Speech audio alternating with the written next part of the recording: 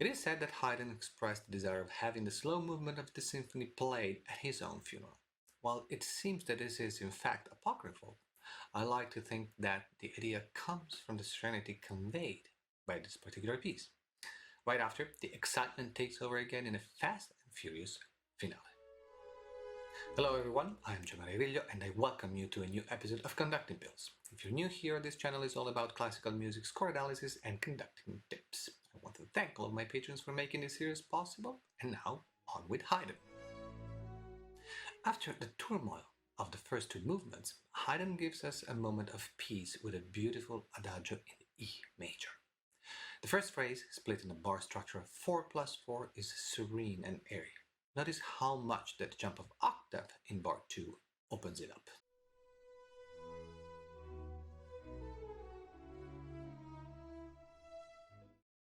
The phrase, highly variated, is repeated. This variation is founded on lightness, threading the melody out of thin air.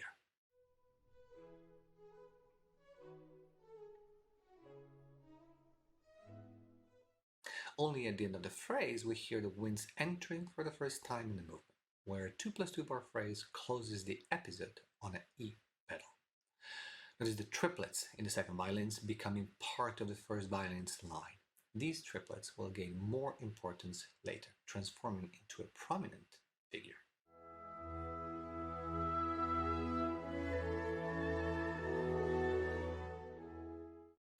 The second theme unfolds starting on bar 20.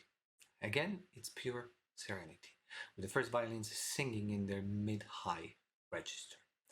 The second violins accompany with triplets, while the low strings gently support the harmony.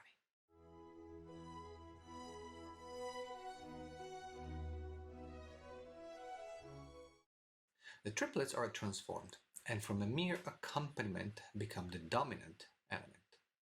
It's a long phrase full of surprising dynamic contrasts that almost prevent you from catching your breath. And yet, everything gives the impression to be part of a perfect order, as if it could not be otherwise, as if that was the only possible direction that Haydn could have taken.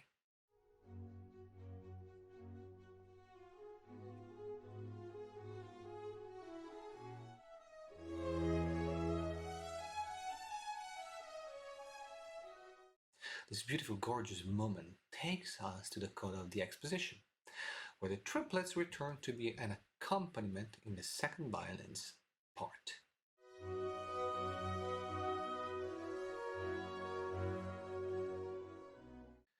The development begins with the first half phrase of the very beginning only transposed to the dominant key of B major.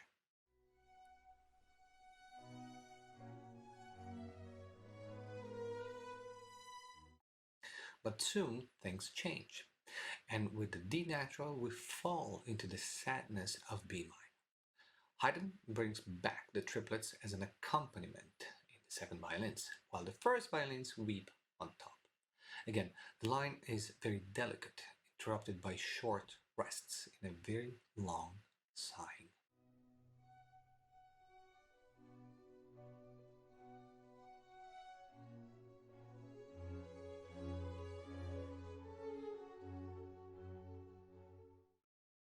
The end of this section brings us back to the recapitulation.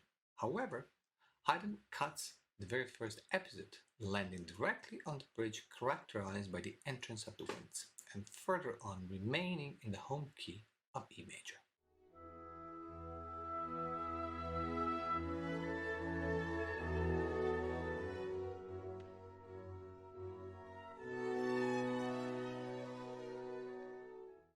Thank you very much for watching. Don't forget to subscribe to my YouTube channel by clicking on the subscribe button right below this video, and ring the bell so you will get notified every time a new video comes out.